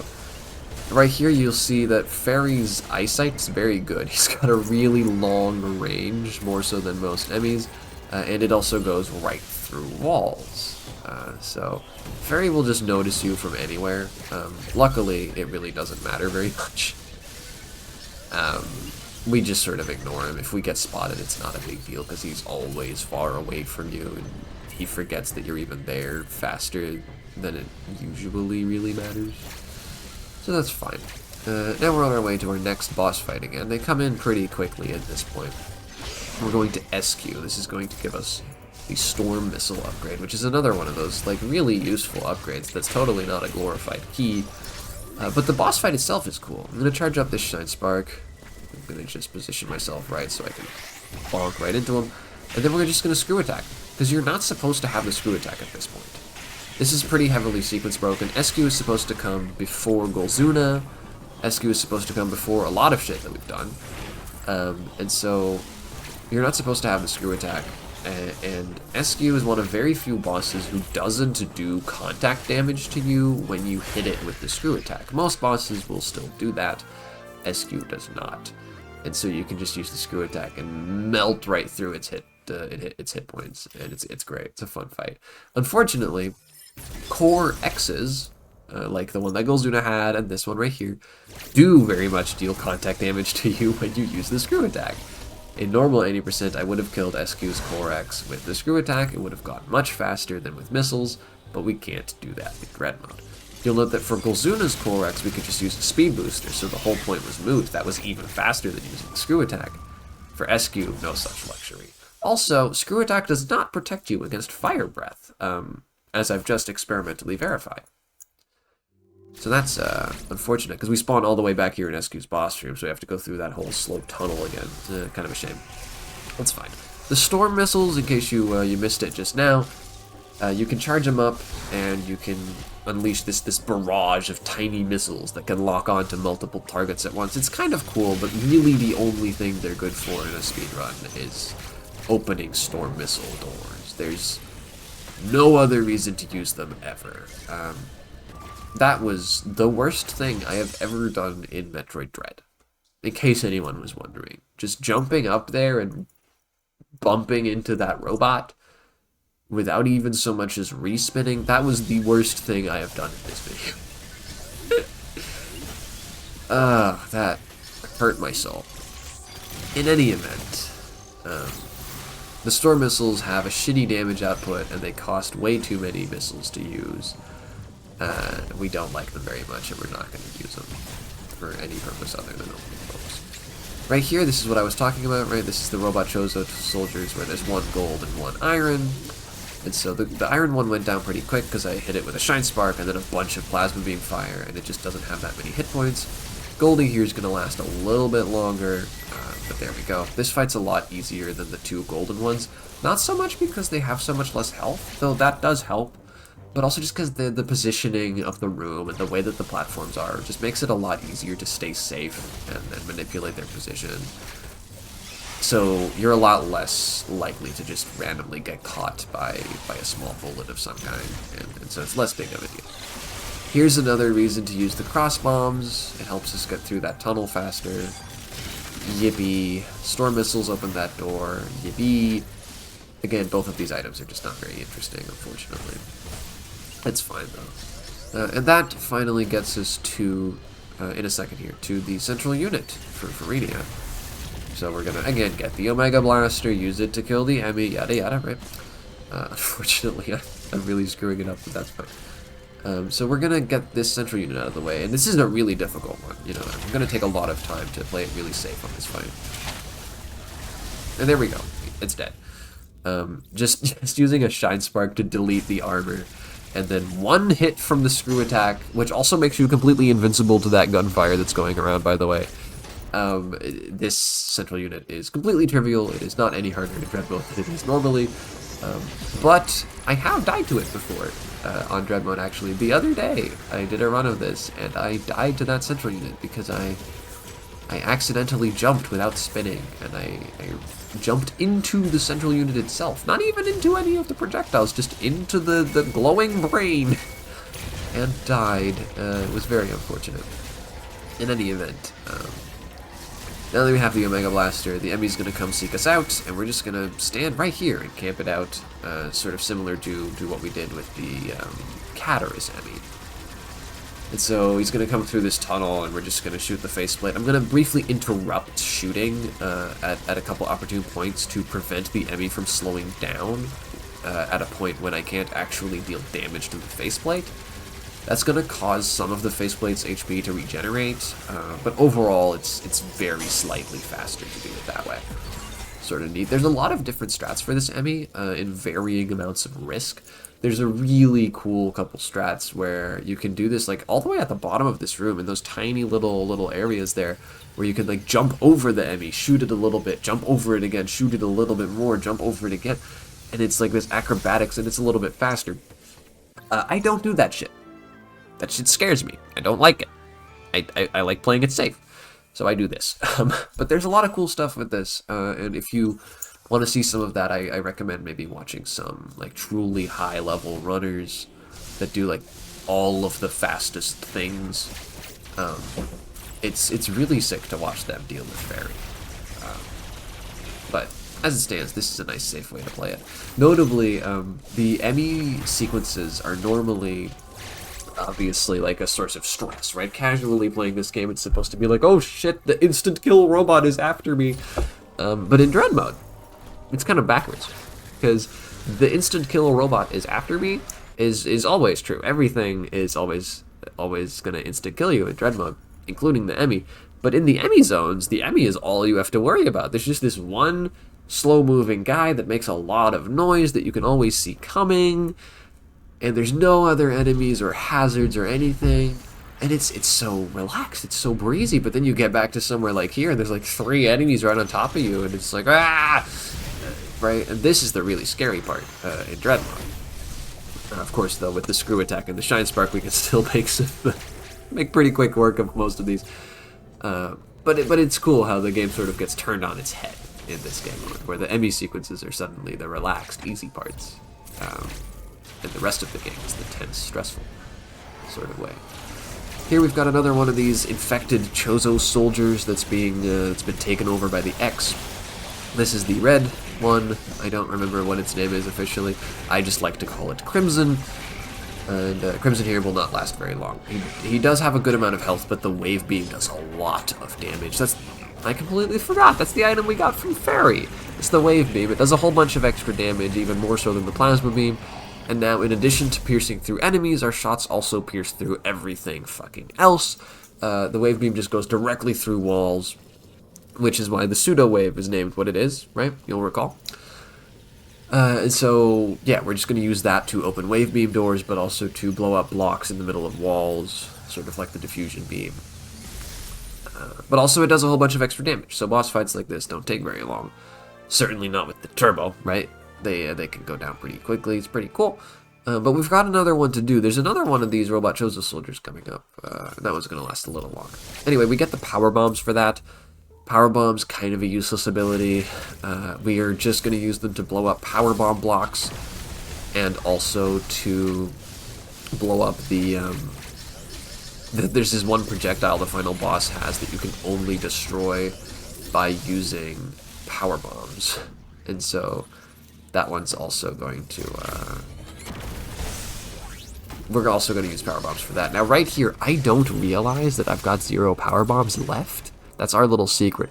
I'm going to try to lay a power bomb here and be very confused for a little bit and then go, oh shit, I don't have any, and go to the refill station and get more. I messed up a little bit on the way that we're supposed to farm for pickups here, and so I only had 1 power bomb left when I went into the room earlier, when I was supposed to have 2, and I just didn't realize. Kind of unfortunate, but it's not that big of a deal. In any event, here we're coming up on that gold Chozo soldier that's in the background over there. This fight's going to last a little bit longer than Crimson, but if you do it right, with the turbo wave beam, you still do put out a lot of damage. It's still not going to last terribly long at all. I believe I do die to it, though. Because, yeah, he jumps on me right here. Yeah, and I don't have the... I try to dodge left for some reason, which is just never the right play there. And I goof up, and I die. That's what you do. We're going to go ahead and do that again. It's going to go a little better this time, I hope. That's important to note at this point that the final boss that's coming up, Ravenbeak, is, unfortunately, quite easily the single hardest part of the run in Dread Mode. The very hardest thing, by a decently large margin, comes right at the end. I believe on this run I'm going to be spending about 15 to 20 minutes attempting that final boss. And so I want to talk about that a little bit. I'm going to be grinding this category a lot going into BSG Annual 24, which is what I want to submit this for, right? And I'm hoping it gets in. If it does, I will definitely grind it a lot. And I'm sure I can get this final boss down to, you know, not needing literally 10 to 20 attempts every time. But maybe more like 3 or 4. But for right now, that's what I have. This run is still pretty damn good overall for a Dread Mode run. But unfortunately, I really stuff it up on this last boss here. So what I'm probably going to do is speed this up in post. I'm probably going to just sort of fast forward through it a little bit. Maybe make a death montage or something. But this boss is tough. I'll definitely show the first attempt here at least. Just because it's a cool boss, and I got that strat. That strat's not as easy as it looks, like getting that speed booster with the morph ball there. You have to make a pretty particular jump to get over the ledge. It's cool. Anyway, here on the first phase of Ravenbeak, I'm going to hit him with exactly 9 missiles. That's going to set his damage value to a very specific one so that we can parry him, pump him full of gunfire, shoot another missile at him, and then he's going to be primed and ready to immediately do another parryable attack. And so doing that, we're going to be able to get into phase 2 very quickly and very safely, which is very nice. But right now it does mean that I don't get to shoot him. If I hit him with too much damage from here, okay, at this point we're fine, but if I'd hit him with too much damage before he did that attack, then we might have been screwed and he would have gone invulnerable for quite some time, which would have been very slow. So this is much better. And with that, we are on into phase 2, where he's going to start flying around. Now, normally, we would do a lot of, like, damage tanking here. For this attack in particular, this Gatling gun, we would just damage tank, and he would stop doing it almost immediately, and it would be very fast, and we love it. No such luxury in Dread Mode. We have to run around him and jump and fly to dodge the bullets, and it's a whole mess.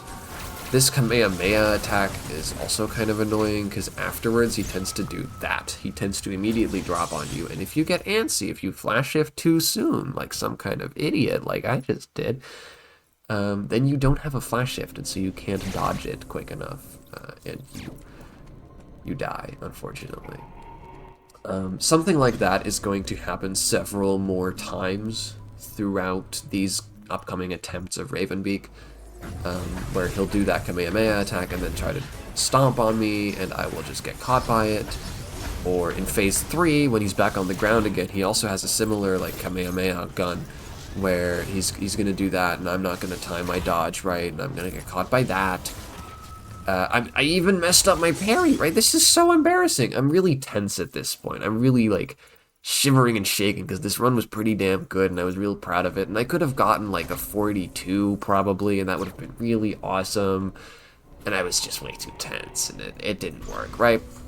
So it's kind of a shame. But there's a wide variety of ways to die in Ravenbeak. All of them usually go back to me being stupid, for the most part. Like right there, right? I had no reason to run forwards, and because I ran forwards, he stepped on my toe. Which admittedly is rude by him, but it's still kind of my fault in the end. You know, all this sort of stuff.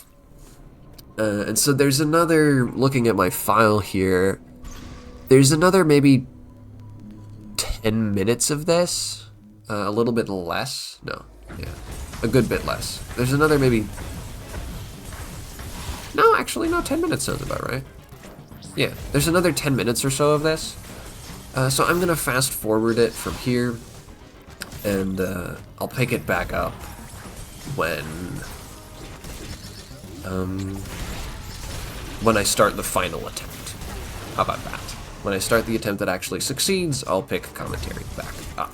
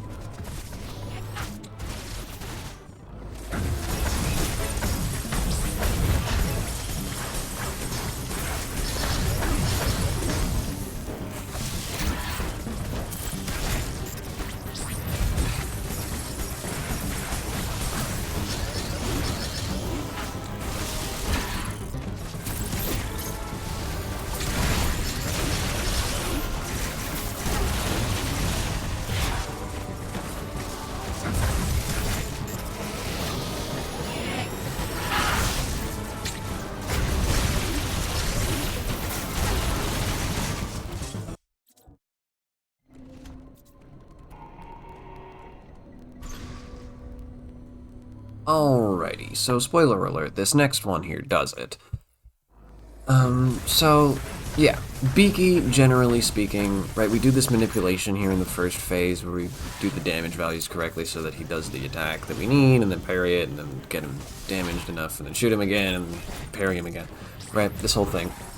Beyond that, in the second and third phases, what we're really trying to do is maximize the number of misses we're hitting him with. This fight is about aim accuracy and like a little bit of mashing speed sometimes. But in Dread mode, it's also about staying alive. And so there's a lot of attacks that he does, like I was talking about before. This Kamehameha gun that he's doing right now, that Gatling attack thing, the whole dropping down on top of you, this type of shit that can be pretty difficult to dodge, where normally we wouldn't give a damn. But in Dread mode, it's really scary. Furthermore, there's a lot of damage tank strats in this. Like I said before, the Gatling gun we'd normally damage tank to get him to cut it off earlier. When he's standing on the ground in Phase 3 with the Kamehameha gun, we would also normally damage tank that. We'd just run into him because his contact damage isn't that high, and then we'd use the iframes to stand right in the middle of the gun blast without needing to care. Again, we don't get to do All this stuff's really annoying. You'll note here in phase 3, when he's back on the ground, I'm going to try to put down cross bombs right next to him. Right here we lay a power bomb to destroy that big projectile he threw. That's what I was talking about before. But yeah, the cross bombs actually do a good amount of damage. They do one whole bomb's worth of damage on each explosion in the chain. And so if you place them right and get Beaky to get hit by multiple of those explosions, they can do upwards of 500 damage, which, for reference, is good. I don't actually know all of the damage numbers on all the weapons, but they do pretty good damage. And you'll note that that phase went down really quickly between the missiles and the cross bombs and everything, and we just parry him twice, skip the cutscene, and boom. That's the fight. Now that obviously took a lot of tries, and I'm really not happy about that. I'm going to be grinding it down a lot more. I'm going to practice Beaky specifically a lot more, certainly if this run actually gets into BSG, but probably also otherwise, because I really do want a better time in this category. Now right here, this is essentially a glorified cutscene. You just sort of have to hold gun, and the Ravenbeak X here will die. There is a slightly faster way to do this, where you briefly hold gun, and then stop again, and then start it up again at the right time. And by doing that, you do get enough damage in at the right times for the game to check that it's going to kill the Ravenbeak X before it kills you. But since you won't be shooting at it the entire time, it'll move forwards a little faster, and it saves a little time. It's a whole thing. I don't know how to do it for reference, and so I don't go for it. I do the safe thing, and I just shoot it. And then, in true Metroid fashion, we get a little escape sequence. Now, starting in that cutscene, quote-unquote cutscene just now, we got the Hyper Beam and the Metroid suit. The Hyper Beam, as you can see, this big, gigantic blast of death. It's really broken. It kills everything. It breaks all types of blocks, and it's really powerful. And the Metroid suit, which makes us completely invincible to all types of damage, and also makes enemies die when they touch us, which is pretty cool as well. So all of that's great. But, unfortunately, in getting those two upgrades, we have lost access to the Flash Shift for some reason. And so this whole escape sequence is a lot slower than it could have been if we still had that ability. But we just don't. Which is kind of a shame on the one hand, but on the other hand, it's kind of nice to get to do a little bit of non-Flash Shift movement right at the end of the run. To sort of remind ourselves of our roots, if you will. So that's pretty cool. Here we Shine Spark up through the center of Anubia. And then we do this cool strat here, where I'm going to get a speed booster, I'm going to jump against the wall, I'm going to roll, I'm going to stop rolling, I'm going to charge a Shine Spark, and I'm going to quickly jump up all the way to the top of this room, and then spark right into the end cutscene. And that's the run. That's Metroid Dread. Dread mode. 80%, no major glitches, in a 153.06. I split about a second too late because I skipped the cutscene before actually splitting for the end time there. So I think this would be a 153.06 more likely, but we'll say 153.07. Who cares? It's not a PB in any event. My PB is a 152 something, which is kind of embarrassing because I got that 152 something way back when, a long time ago, when I was still running like 130s on regular runs. And so not even beating that with how much better I am at the game now is kind of embarrassing. But I know why, right? It's because I messed up so much on Beaky. If I'd gotten a first try Beaky, let's say, this would have been like a 142 and I would have PB'd by 10 minutes. So there's room for improvement, we'll say. There's room for improvement, right? But still, perfectly happy with this run, right? Beaky went like shit. But that'll happen sometimes. Dread mode is really hard. And that's why I'll be submitting this to BSG with the estimate of 2 hours. Just to be really safe. So I can pull shit like this and we'll still be fine. But yeah, it's a very, very fun run to do. Very stressful, very aggravating if you mess up too much. And I think it's very important, at least for me, to definitely mix in regular mode runs still with Dread mode. Just because otherwise Dread mode gets really frustrating, right? But it's still a fun time. I still thoroughly enjoyed grinding this out the way that I have. the way that I will continue to do for at least a little while longer. I really hope this makes it to BSG. It's a fun sort of like chaotic, like frustrating sort of run that's really fun to do at marathons, because you don't actually get so frustrated at the marathons because there's just this different type of energy. And so instead you just get to be like, ah shit, I died again, oh no. And it just gets to be funny, right? That, and I ran rookie mode at BSG Annual 2022, which was my first ever run at any marathon. And so I'd really love to bring that run back, but a little different, you know? So, yeah, I hope this makes it in. If it doesn't, that's fine. I will keep submitting it until it does, probably. But yeah, pretty happy with this run. Again, could have been a lot better, mostly at the Beaky fight. But it's okay. I will be trying to grind this down, like I said, particularly if it gets into the marathon. Even if it doesn't, I do want to try and get maybe like a low 140 or even a high 130 on dread mode if I can. That would be very cool. Though for the time being, I'm probably going to focus more on Splatoon 3 side order. Maybe even a little Hollow Knight. Just because those are shorter runs, less frustrating runs, and that would be good for me right now, because I'm very busy with uni right now. But yeah, cool run. I liked it. And I hope that my commentary here, improvised though it was entertaining to at least some of you. Yeah. I could keep going, but I really don't have anything meaningful left to say, so I'm gonna let the credits run here and show you the in-game time at the end and all that stuff, right? And then that'll be all from me. So I hope you have a great day. Thanks for listening, and goodbye.